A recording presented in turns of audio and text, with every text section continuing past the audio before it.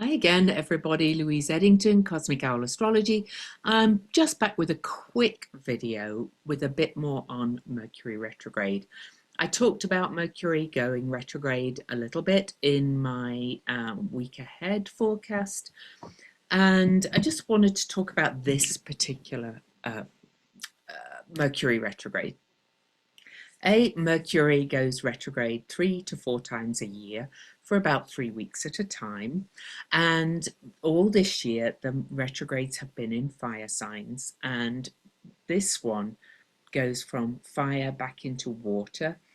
And next year, the retrogrades will be all in water, I believe. But so we have Mercury elemental years.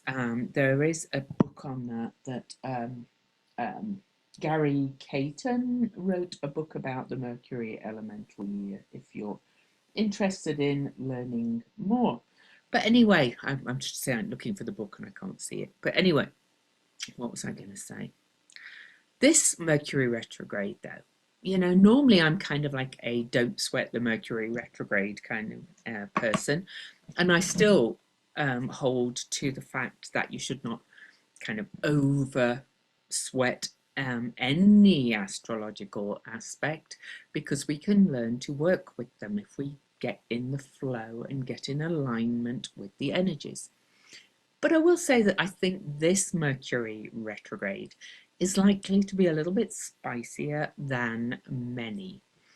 And there's a couple of reasons why. So I'm going to share the chart and bear with me. So, first of all,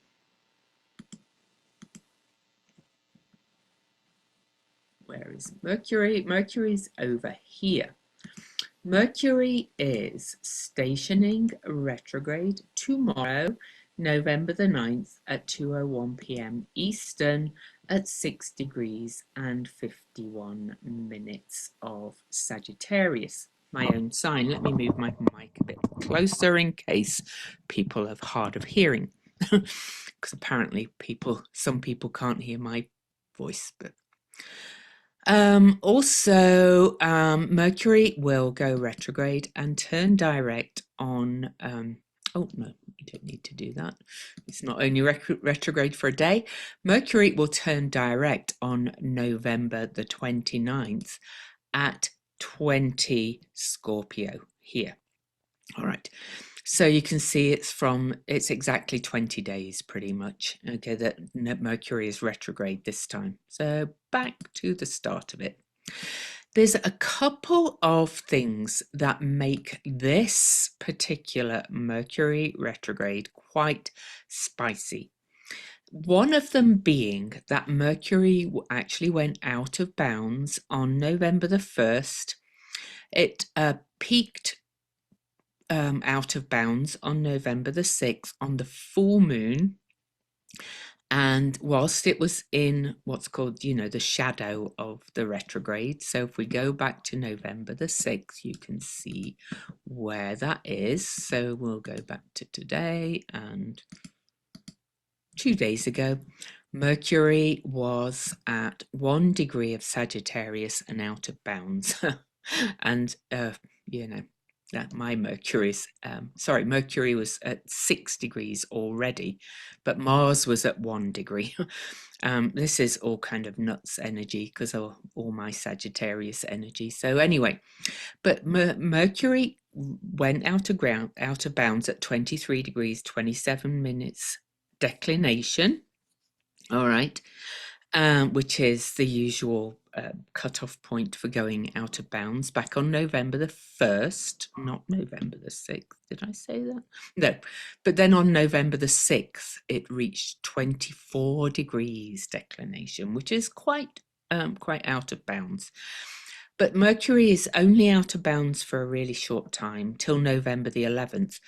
But it is out of bounds when it stations retrograde, which means beyond the pale, out of bounds, acting eccentrically, acting out of the norm, thinking out of the norm, weird things coming out of people's mouths, like the person who said that my British accent was a bit much on one of my videos. I was like, what? It's just my accent. Anyway, people. But that's one of the reasons why this Mercury retrograde is quite spicy. The next one I'm going to say is, and bear with me 1 minute again, Mercury and Mars. Mercury and Mars were conjunct on October the 20th, by the way. They were conjunct at 19 degrees Scorpio. Now, if you've got a good memory, I just looked and Mercury will station direct at 20 Scorpio. So Mercury is going back to almost where these two met. But this also means that these two met as Mercury was about to enter the degrees that it will retrograde back over.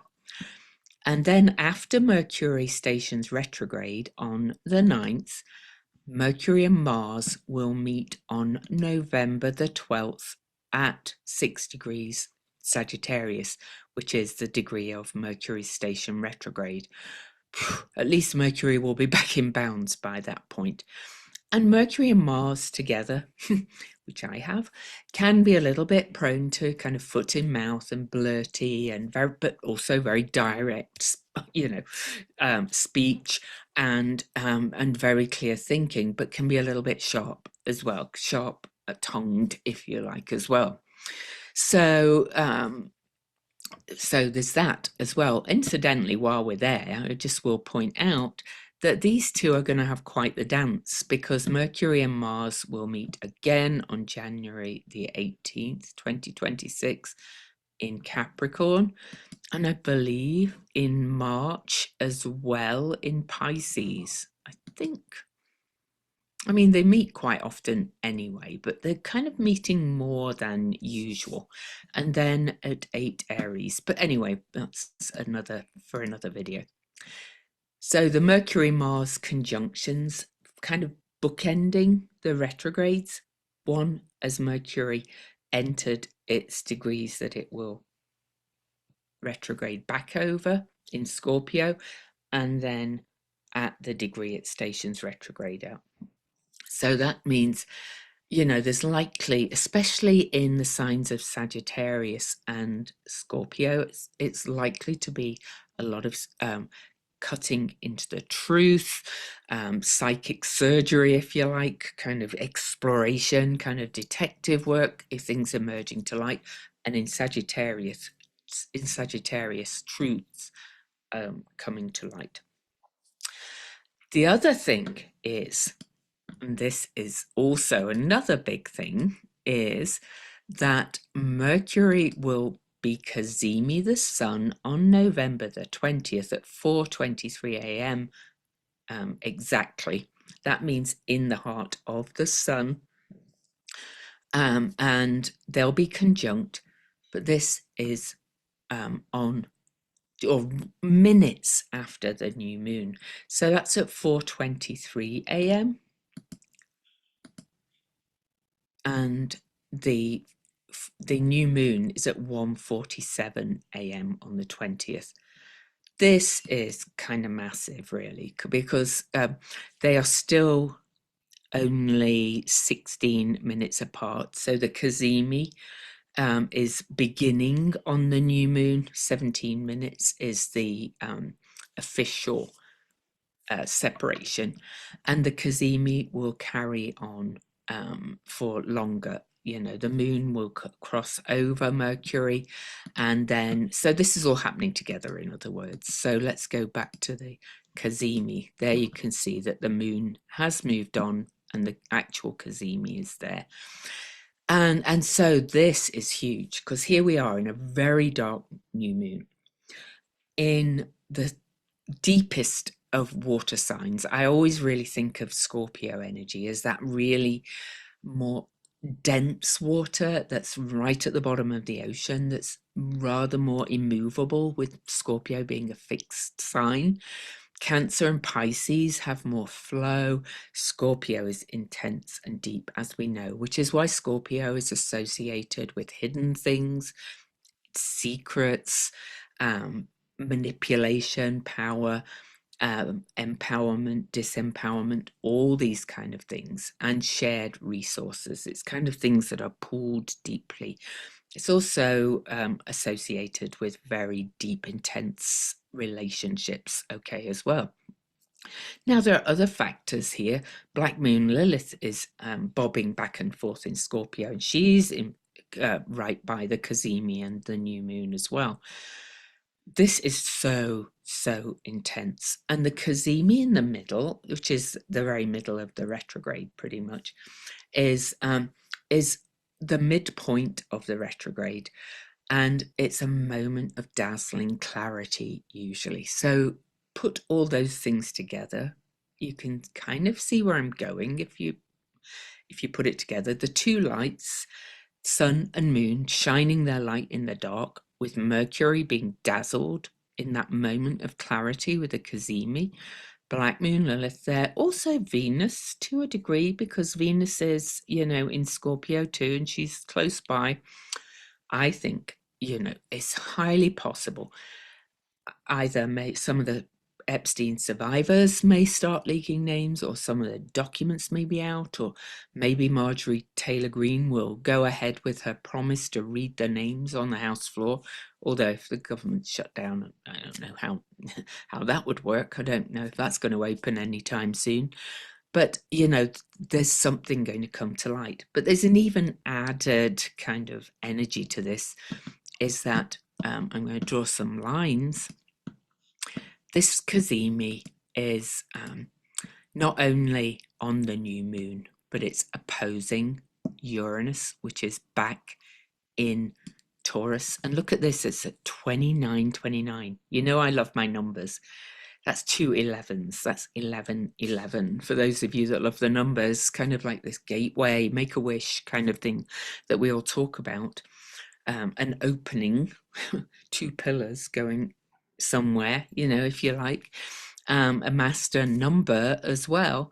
And not only that, though, it's also, look at this, these numbers right on the exact Uranus Neptune sextile, which is going to repeat a couple of times, but both of them are at 29 29, right on the Cazimi. And the Cazimi itself is at 2818, which, to go to the numbers, is 2 plus 8 is 10 or 1, and 18 minutes is a 9, beginnings and endings, 1 and 9. This is so interesting. And look at the moon as well on the Cazimi, the exact Cazimi. It's according to this software, and sometimes different softwares get the minutes slightly different. So it could actually be at 2929. The moon is almost at 2929. It's just kind of, it's actually astounding to me. In fact, let me move the chart on like 1 minute or so and see what happens. Oh, let me move it on by seconds, which I can't. If I move it 1 second, we're still on the Cazimi. 2929, 2929, 2929. This is honestly just kind of mind-blowing to me. So let me read what my favorite numerology website says about the number 11. Okay, so now then, according to numerology the numbers and their meanings at blogspot.com, this is the karmic master teacher, illumination, and this is the 11, enlightenment, illumination, inspiration, ideals, intuitive, psychic abilities, ruled by Neptune as well. Neptune is at its, on its number, if you like. So this is really kind of huge. It's the illuminator, the messenger. Mercury is also the messenger. and it's usually related to the Justice card or the star sign of Aquarius, or the sun sign rather of Aquarius. This is going to be quite the retrograde. Now, for you personally as well, if you have anything in your chart around 28, 29, particularly of the fixed signs, but also the mutable signs, so me, you may be really kind of feeling this, okay, as well. Now, I want to add one other thing because, you know, I love all my little extras. The galactic center. Now, where is it? Mm. And all of these energies, the galactic center and the supergalactic center, etc., are really being highlighted at the moment. But the actual galactic center now is at 27 degrees 12 minutes, and it's a big energy. My ascendant's at 2859 Sag, so that's why I say so. This is in semi-sextile to this, but this is square to Neptune, ongoing square we've had for a long time, making a quincunx to Uranus. So the galactic center is also said to emit waves of energy from it. Philip Sedgwick calls it the cosmic defragger, kind of clears out the hard drive and emits new truths, new information, new coming in. Something big is going to come from this Mercury retrograde, in my opinion. And then at the end of it, so afterwards, let's have a quick look. Does Mercury meet Venus? Yeah. Before Mercury turns retrograde as well, Mercury will meet Venus at 22 degrees, which, guess what, is another master number. That's the master builder number, with Venus, the number of creation, women, money, all things manifest, physical desires, earthly desires, you know, all that kind of thing, what we want to create, but in Scorpio still. And this is, you know, also another indicator that what comes out during this retrograde, or what comes to light during this retrograde, may be a big game changer.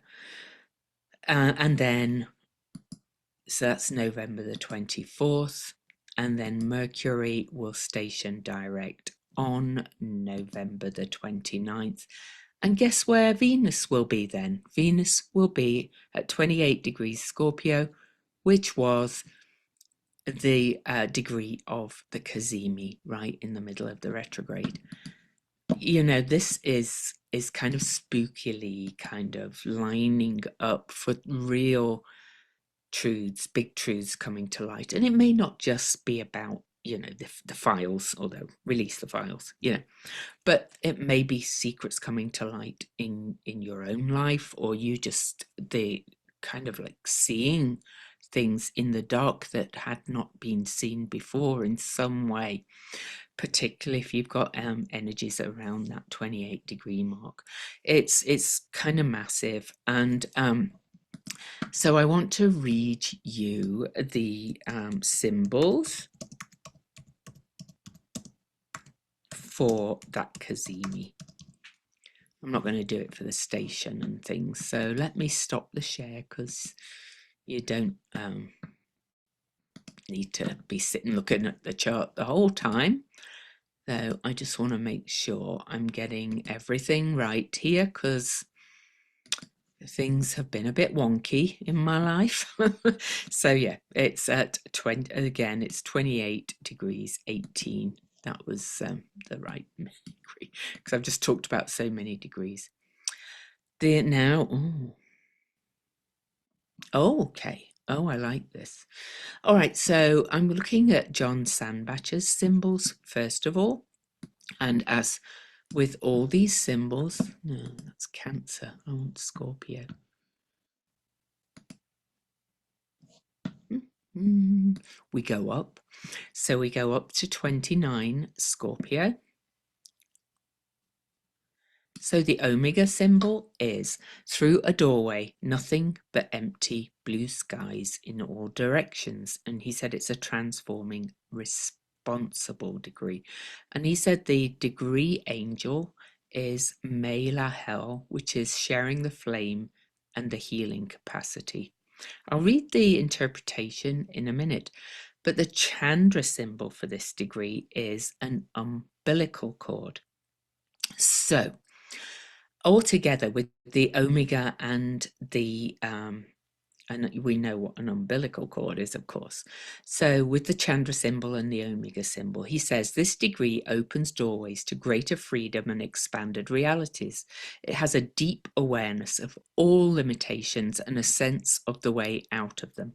And even if the step through a door into a greater reality cannot be taken at a particular time, at least there can be a looking through that door, a seeing into what is beyond, so it may be appreciated and entered into later. He said he might call this degree the freeing power of death.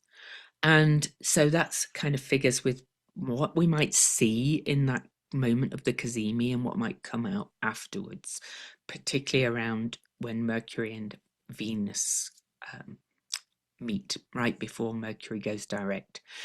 So with the umbilical cord, he says, when there is an intensity and fullness of connection, there can be intimate and profound giving and receiving. Umbilical cords were made to be severed, leading to complete freedom within the universe that is signified by the blue sky in all directions. The severing of the umbilical cord can be a joyous release, or it can be a terrifying and alienating just as the blue sky can feel wonderfully open and free or cold and empty. It's all about whether we're projecting love or fear onto the situation. So I'll let you kind of sit with that yourself, but to my mind, it's quite astounding. And of course, for me, it indicates a new start, another part of the new start, endless possibility, liberation, all kinds of things like that. So let's look at the Sabian symbol. I hate the wording of some of these old symbols, so I might even go back to his rewording of it, John Sandbach's. But anyway, I'm going to read it as it is. They're not my words. An Indian squaw, or let's say a Native American woman, pleading to the chief for the lives of her children. This is a symbol of the stark sacrifices the self must take in the common interest and of the high responsibilities the group must accept for the welfare of each individual, as these factors together create a functioning society and enable man to control their everyday world. Here is emphasis on the give and take in human allegiances and a call for a balancing of rights and wrongs as a result of direct experience with the problems of self-fulfillment.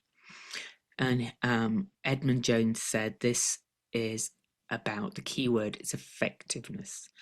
And he said, when positive, the degree is personal accomplishment and satisfaction through an exceptional gift for holding first things first, and when negative, naive willingness to truckle to others. Let's read a more modern interpretation on this because it's a little bit. Let's go to James Burgess. I do like him. So,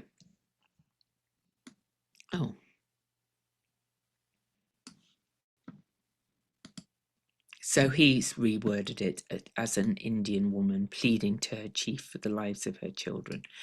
He says, prayer is a force that brings peace. When our instincts get the better of us and our behavior goes outside acceptable limits, we must find a way to center in peace, intense emotional focus. He says we are both soul and ego, and the image of soul as mother and ego as unruly sons is a helpful insight. The wildness of ego has an unsettling effect upon the community, and it will be checked for the sake of collective harmony. The chief represents the power of social censure. The mother's intercession to the chief on her children's behalf equates to soul activity, moderating ego-centered behaviors. Prayer is such a process, the intercession of soul's love to moderate unbridled passions. Can I tell you what else it says, though, to me, in light of where we are at the moment? It again speaks to all these secrets coming to light about how women and children have been disempowered and how this could change. So anyway, that's the Mercury retrograde. Let me pull one card. One. And I'm just going to pull from the Witch Oracle deck just for this Mercury retrograde, focusing on that new moon Kazemi, which is so powerful. Wow. Honestly, I'm just like blown away, to be quite honest, by all these energies. But anyway, we'll see. Oh, and we get the Maiden Journey card again. The Flying Carpet, Maiden Journey 8. Something new is really coming. I keep getting the same cards, which is not that usual this often. So the Maiden Journey. This is a journeying moment, whether you are on a spiritual quest, journeying into a new venture or relationship, or actually planning a trip. This moment encourages you to take stock of where you've been and where you are going. That speaks to the review, reflection, redo kind of energy of Mercury retrogrades. Taking stock. It says, often in the middle of a journey, we lose sight of the bigger picture, easily caught up in the details. As our flying carpet will tell you, it's time to soar up higher to get a broader perspective. What is the purpose of this current journey? Where did you start, and what is the shape of its conclusion? Let your heart move up into the clouds to get a bat's eye view of the course you are charting. A witch knows that preparation is an important part of the journey. So if you're starting out, take care to gift yourself with the supplies and support you will need. But a witch also knows that no matter how much she prepares, she will encounter twists and turns on every journey. So a sense of adventure, bravery, flexibility, humor, and a big picture perspective are her most vital tools. She never leaves familiar shores without them. Take the time to befriend your journey and allow your current perspective to expand into the horizon of possibilities. Be courageous as you follow your ambitions. As a poet once said, we cannot discover new oceans without being willing to lose sight of the shore. Happy Mercury retrograde. Don't forget to check out the special offer, sponsor me for my 10K for the food bank I'm walking on Thanksgiving Day, and anybody that donates at least $50 or sponsors me for at least $50 can get a coupon code for 25% off my membership. I think I've only got 4 left now. But you have to be in either for 6 months or a year. Commit to 6 months, paid monthly, or pay full for the year, and you get an even bigger discount. Details below. Mwah, love you. See you soon.